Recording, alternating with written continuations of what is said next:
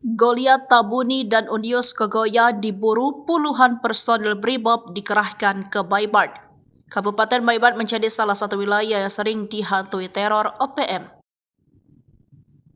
Di tahun 2024 ini saja, sudah satu kali terjadi baku tembak antara militer Indonesia melawan organisasi separatis tersebut.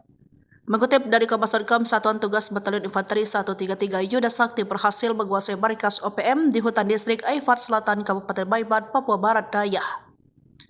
Pasukan TNI sempat terlibat baku tembak saat menyergap tempat persembunyian OPM pada Minggu 19 Mei 2024.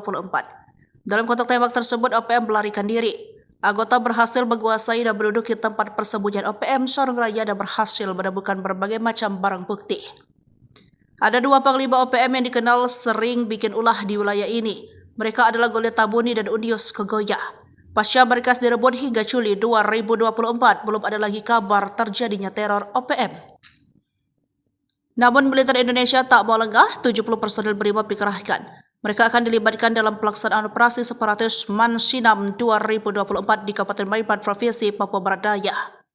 Wakil Kepala Polda Papua Barat Brigadir Jenderal Polisi Alfred Papare mengatakan puluhan BKO Brimob akan mengembangkan tugas selama 6 bulan.